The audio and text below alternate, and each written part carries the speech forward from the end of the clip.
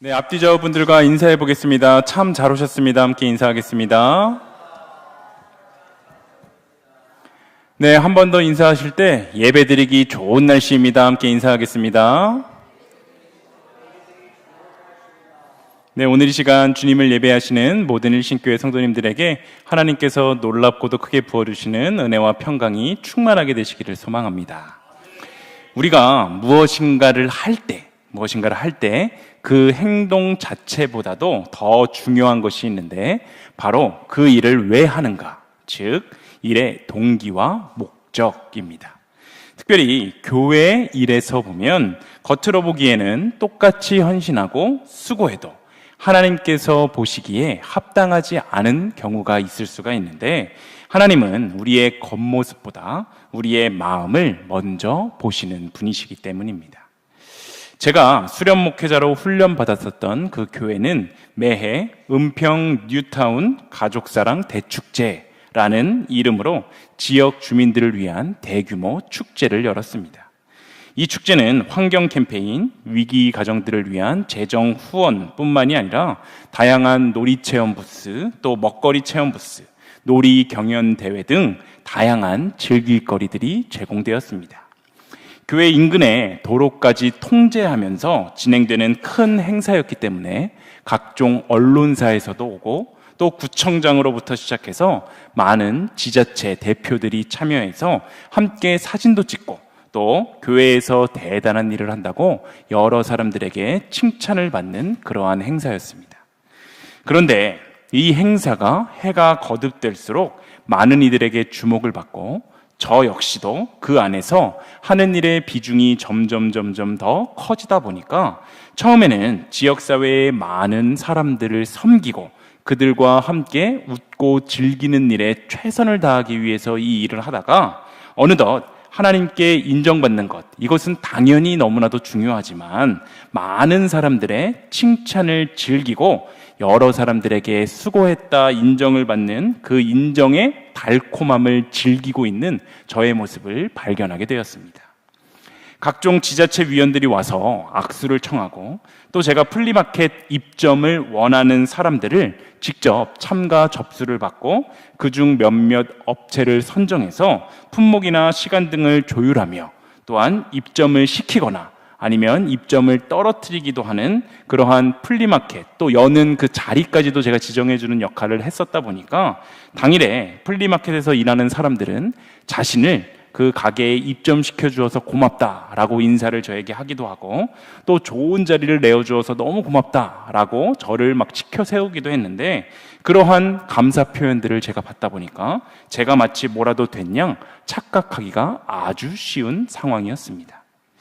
우리가 하나님을 위해서 하나님과 영광 돌리기, 하나님만 영광 받으시라고 우리가 하나님의 일들을 한다고 이야기를 하면서도 사실은 사람들의 인정, 또 나의 이름, 내 업적이 드러나기를 바랄 때가 있는데 그러한 모습은 아무리 우리가 남을 위해서 헌신하고 봉사하는 일을 감당한다고 할지라도 하나님이 보시기에는 전혀 기쁨이 되지 않는 그러한 일이 될 수가 있습니다. 내가 교회에서 헌신하고 교회에서 봉사하는 이 일이 하나님의 영광을 위해 하나님의 사랑이 많은 사람들에게 흘러가게 하기 위함보다 나의 열심, 나의 이 수고를 누군가가 알아줬으면 좋겠다는 마음 또한 내 생각과 나의 방식대로 이 교회가 좀 나아갔으면 좋겠다라는 마음이 우리에게 있다면 이것은 전혀 하나님께서 기뻐하시는 모습이 아니다라는 것입니다. 이것이 얼마나 무서운 이야기입니까? 나는 분명 하나님이 기뻐하실 것 같아서 하나님의 일들을 최선을 다해 열심히 감당했을 뿐인데 겉모습만 경건하고 나의 이 마음의 중심이 전혀 경건하지 못하다면 하나님께서는 우리의 애씀과 수고를 전혀 기뻐하지 않으실 수도 있다라는 이러한 말입니다. 이러한 맥락에서 오늘 본문의 다윗은 왕이 되고 가장 먼저 하나님의 이 언약궤를 다윗성으로 옮기려고 하는데 언약궤를 옮기는 일 이 자체는 정말 거룩하고 훌륭한 일이었지만 그의 마음속에는 왕으로서의 자신의 권세와 체면을 드러내려는 그러한 마음이 숨어 있었고, 이러한 모습은 하나님께서 기뻐하지 않는 모습이었다라는 것을 우리는 오늘 본문을 통해 살펴볼 수 있습니다. 다윗은 하나님이 직접 기름을 부어 세우신 왕의 존재였지만, 파란만장한 수많은 여정들을 겪은 후에야 유다 왕을 거치고 오랜 시간 후에 겨우겨우 12지파를 통합한 통합왕이 될 수 있었습니다. 드디어 이스라엘의 전체를 통합한 그 통합왕이 되었던 다윗은 가장 먼저 아비나답의 집에 보관되어 있던 하나님의 궤를 다윗성으로 옮기는 것, 바로 이것을 그의 왕이 되자마자 첫 번째 과업으로 삼았습니다. 이 하나님의 궤는 이스라엘 공동체의 이 신앙의 중심이자 예배의 중심이었기 때문에 아직 하나님의 궤가 다윗성, 그 예루살렘에 없었을 때에는 다윗이 이스라엘을 온전히 통합했다라고 보기가 어려운 상황이었습니다. 그래서 다윗은 왕이 되자마자 정치적인 목적으로 가장 먼저 하나님의 궤를 다윗성으로 옮기기로 결정을 한 것입니다. 그런데 여기서 다윗은 한 가지 큰 실수를 저지르고 맙니다. 오늘 본문 사무엘하 6장 3절의 말씀을 함께 읽어보겠습니다. 함께 읽습니다. 그들이 하나님의 궤를 새 수레에 싣고 산에 있는 아비나답의 집에서 나오는데 아비나답의 아들 우사와 아요가 그 새 수레를 모니라. 아멘. 하나님의 거룩한 언약궤가 블레셋과의 전쟁에서 패배한 이후 기란 여아림에 70년 동안이나 보관되어 있었습니다. 다윗은 그 언약궤를 예루살렘으로 옮겨오려고 언약궤를 새 수레에 실어서 옮기는 중에 수레를 끌던 소들이 뛰어서 언약궤가 떨어질 뻔하는 그러한 위기 상황을 맞습니다. 그때 앞에서 수레를 이끌던 그 우사라는 인물이 언약궤가 떨어질까 봐 놀라서 그 언약궤를 붙들게 되었는데, 이 일로 인해서 하나님께서 우사를 치심으로 우사는 죽게 되고 맙니다. 그런데 사실 이스라엘 사람들이 이 하나님의 언약궤를 옮겼던 이 방식은 그 자체로서 굉장히 심각하게 율법을 위반한 것이었는데, 민수기 4장 15절은 이렇게 이야기합니다. 우리가 함께 읽어보겠습니다. 진영을 떠날 때에 아론과 그의 아들들이 성소와 성소의 모든 기구 덮는 일을 마치거든 고앗 자손들이 와서 맬 것이니라. 그러나 성물은 만지지 말라. 그들이 죽으리라. 회막 물건 중에서 이것들은 고앗 자손이 맬 것이며. 아멘. 하나님의 언약궤는 반드시 레위 지파 중에 고앗 자손들이 언약궤의 네 기퉁이에 고리막대를 끼워서 어깨에 메어서 옮겨야 하고, 어느 누구도 언약궤를 만져서는 안 된다라고 하나님께서는 그 규칙을 정하셨습니다. 그런데 지금 다윗은 하나님의 언약궤를 레위 지파가 어깨에 메서 옮긴 것이 아니라 소각근은 새 수레에 실어서 옮기고 있었고, 우사는 절대 성물을 만지지 말아라 라고 말씀하신 그 율법을 기억하지 못하고 언약궤에 손을 대었다가 결국 죽음에 이르고 만 것입니다. 하나님의 언약궤를 옮기는 일은 온전히 하나님의 일이었기 때문에 하나님의 법대로, 하나님의 뜻대로 진행이 되었어야 했는데, 다윗과 신하들은 하나님의 일을 하면서도 하나님의 법을 따르지 않았기 때문에 하나님께서는 바로 이러한 모습에 아주 엄히 진노하셨습니다. 역대상 13장 1절은 이렇게 이야기합니다. 우리가 함께 읽어보겠습니다. 다윗이 천부장과 백부장 곧 모든 지휘관과 더불어 의논하고. 아멘. 다윗이 하나님의 이 언약궤를 옮기는 문제를 여러 사람들과 상의했음을 말하고 있는데, 먼저는 천부장, 백부장, 즉 군대의 지휘관들과 의논했습니다. 하지만 중요한 것은 하나님의 일을 하고 있으면서 하나님께는 전혀 묻지 않았다라는 것입니다. 하나님께서는 언약궤를 옮기는 일을 레위인들이 해야만 한다라고 분명하게 정해놓으셨지만, 다윗은 레위인, 제사장, 율법 교사들과 이 일을 의논했던 것이 아니라 그의 충신이었던 군대 장관들과 이 일을 의논한 것입니다. 이후 다윗은 온 회중들에게 이 일을 해야 할지 말아야 할지를 묻고 있는데, 만약 너희가 좋게 여긴다면 이 언약궤를 가져오겠다라고 말하면서 하나님의 뜻보다도 또 앞서서 회중들의 의사를 먼저 묻고 있는 다윗의 모습을 우리는 발견하게 됩니다.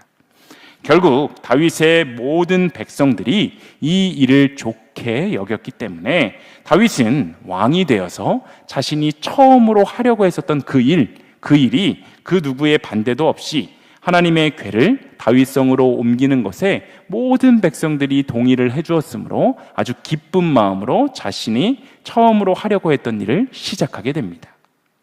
어찌 보면 이 모든 과정들은 아주 합리적이고 또 효율적이고 심지어 민주적이기까지 합니다.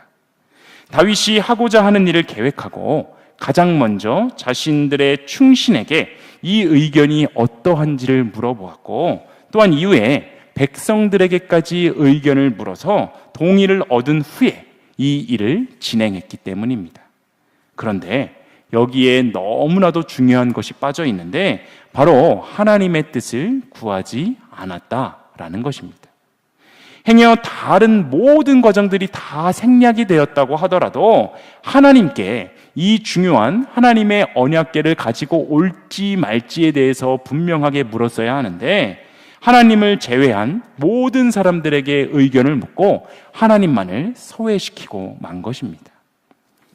사무엘상에서부터 오늘 본문에 이르기까지 다윗은 원래 인생의 크고 작은 모든 결정들을 하나님께 묻고 하나님의 뜻을 따라 행하던 그러한 사람이었습니다. 특히 인생의 중요한 일을 결정해야 될 때 다윗은 꼭 하나님께 물으면서 하나님의 뜻을 구했었고, 그럴 때마다 하나님께서는 그에게 복을 주시며 가장 좋은 길로, 또한 선한 길로 인도해 주셨습니다. 그런데 이상하게도 오늘 본문에 등장하는 다윗은 하나님의 뜻을 구하지 않습니다. 본문 1절에 보면 다윗은 하나님의 언약궤를 다시 가지러 오는 그 행렬을 시작하면서 무려 3만 명의 군대를 모았습니다. 그런데 이때는 블레셋과의 전쟁을 마친 지 얼마 되지 않았었던 바로 그러한 상황이었기 때문에 전쟁에서는 승리했지만 그 전투로 인해서 군사들은 완전히 지쳐있을 때였음에도 불구하고 다윗은 3만 명이라는 어마어마한 군대를 모았습니다. 여기 이 3만이라는 숫자는 언약궤를 옮기기 위해서 꼭 필요했던 숫자가 아니었습니다. 다윗은 3만 명의 군사가 가지는 그 엄청난 위용을 자랑하고 싶었고, 자기가 한마디만 하면 이렇게 목숨을 걸고 움직일 군사가 많다는 사실을 많은 사람들에게 자랑을 하고 싶었습니다. 자신의 욕심이 앞서게 된 다윗은 하나님의 율법을 지켜야 한다는 사실은 까맣게 잊고 하나님의 언약궤를 새 수레에 실어서 옮기게 됩니다. 여기서 말하고 있는 새 수레는 오늘날로 치면 최고급 승용차, 최고급 세단을 의미합니다. 우리가 성경을 읽을 때 하나님의 궤를 수레, 리어카에다가 싣고 대충 와서 하나님이 화가 나셨구나 라고 생각할 수 있는데, 오해하지 말아야 할 것은 당시의 새 수레는 언약궤를 가장 안전하고 편안하게 운반할 수 있는 최고의 기구였고 가장 좋은 운송 수단이었다라는 사실입니다. 그런데 우리가 주목해봐야 하는 것은 하나님의 언약궤가 이 새 수레에 실린 것이 이때가 처음이 아니었는데, 언약궤가 가장 먼저 수레에 실린 것은 이방 민족이었던 블레셋에게 빼앗겼을 때였습니다. 블레셋은 이스라엘과의 전쟁에서 대승을 거둔 이후에 그 이스라엘의 상징이었던 하나님의 언약궤를 자신의 나라로 탈취해 가고 마는데, 이로 인해 블레셋에는 큰 심판과 재앙이 임했고 그들은 이 언약궤를 다시 이스라엘 사람들에게로 돌려보냈습니다.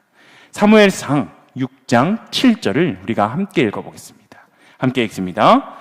그러므로 새 수레를 하나 만들고 멍에를 메어보지 아니한 젖 나는 소 2마리를 끌어다가 소의 수레를 메우고 그 송아지들은 떼어 집으로 돌려보내고. 아멘.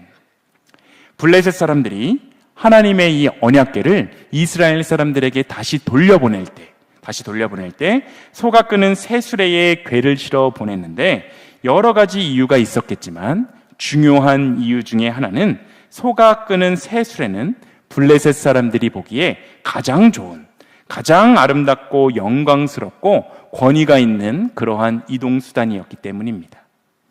그런데 문제는 이방인들의 방법으로 소가 끄는 새 수레를 타고 온 이 언약궤를 다윗이 또다시 똑같은 방식으로 옮기는 것, 바로 이것이 문제였습니다.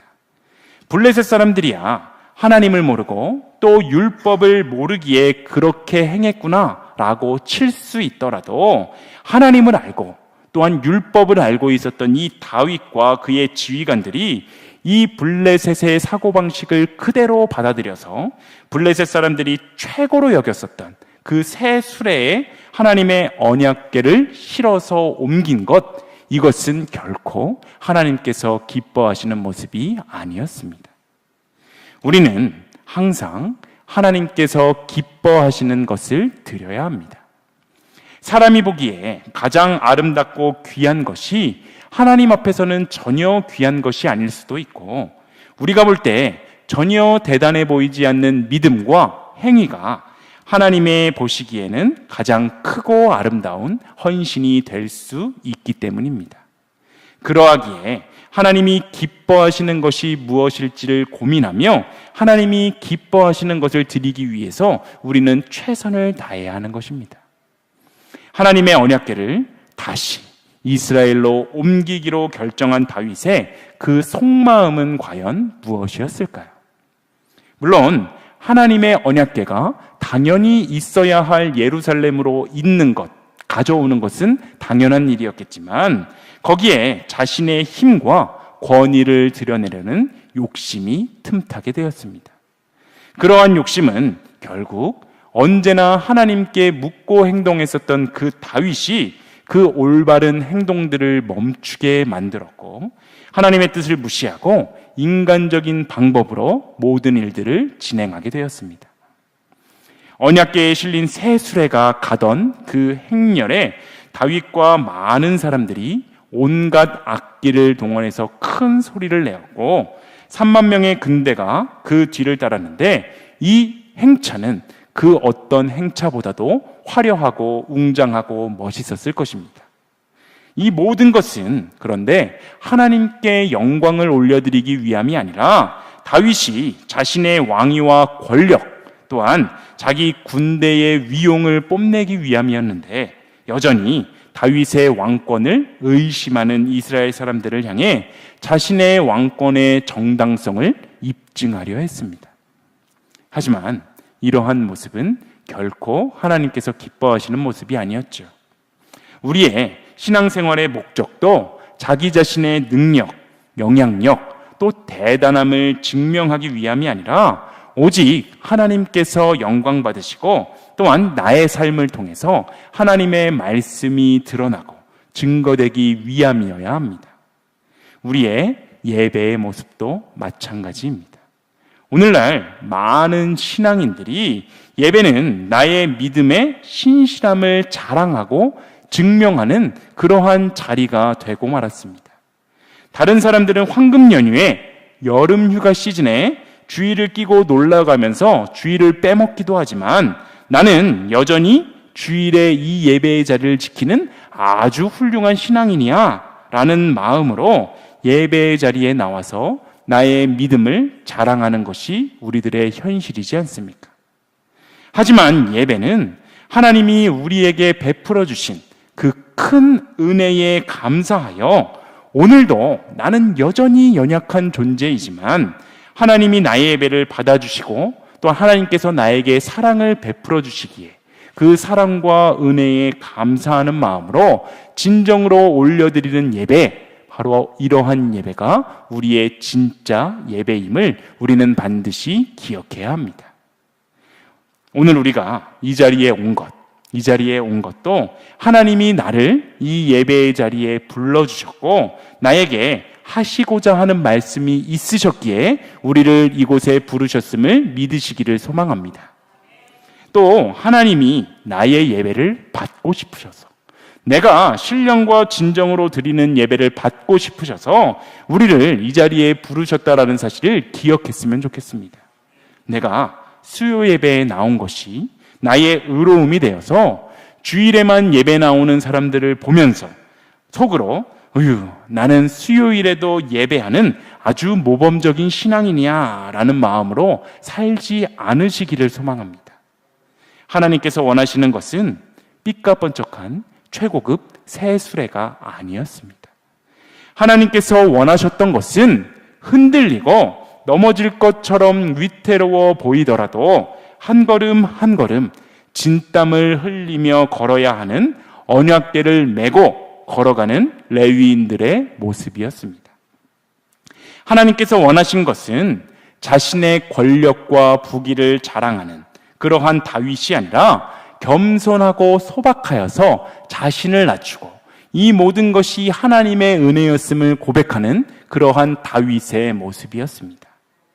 하나님께서 원하시는 것은 자신의 기분과 흥에 취해서 온갖 악기로 연주하는 그러한 음악이 아니라 하나님의 법을 따라 하나님께서 행하신 그 일에 감사하는 마음으로 하나님을 높이고 하나님을 진심으로 찬송하는 그 소리였습니다. 하나님께서 원하시는 것은 3만 명의 강력한 군대가 아니라 하나님께 예배를 드리고 찬양하며 하나님께서 주신 은혜를 나누는 그러한 백성들의 모습이었습니다.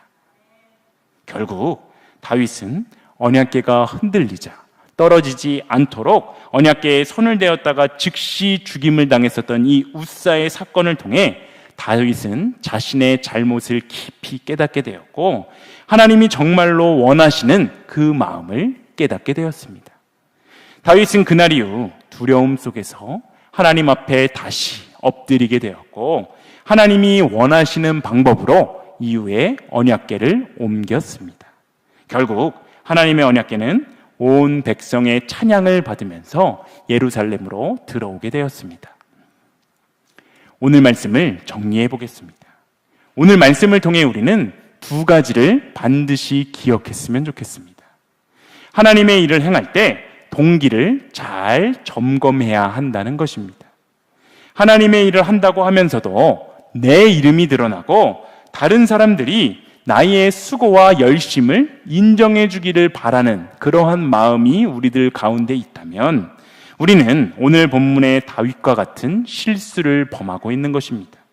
하나님은 우리의 행위보다 우리의 마음, 우리의 중심을 먼저 보시는 분임을 기억하며 언제나 나의 모든 행동이 하나님을 높이고 하나님께 영광을 돌리는 모습이 될 수 있기를 소망합니다.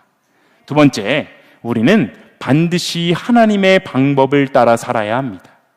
하나님은 결과만 보시는 것이 아니라 모든 일의 동기와 과정까지도 중요하게 생각하시는 분인데 인간이 보기에 편리하고 또 더 멋있어 보이는 방법으로 하나님의 일을 하는 것이 아니라 하나님의 시선에서 하나님께서 보시기에 올바른 대로 행동을 해야 하는 것입니다. 언약궤를 새 수레에 실은 것은 효율적으로 보이기도 하고 또한 다윗의 왕권이 충분히 넉넉하고 강력하다라는 것을 보여줄 수 있었지만 하나님은 당신의 말씀대로 레위인이 어깨에 매는 방법을 원하셨다라는 이 사실을 우리는 기억해야 합니다. 우리의 인생이 나의 이름을 드러내고 나의 업적이 드러나기 위해 아등바등 애쓰는 인생이 아니라 오직 하나님의 이름이 드러나고 하나님의 기쁨이 되는 그러한 삶이 되시기를 소망합니다. 특별히 우리의 믿음이 나의 수고와 업적 기여를 자랑하는 것이 아니라 내가 받은 은혜, 내가 받은 그 사랑을 증거하는 모습이 되어서 언제나 하나님만을 높이고 언제나 하나님께서 영광 받으시는 예배를 올려드리는 우리 일신교회 모든 성도님들이 다 되시길 간절히 소망합니다.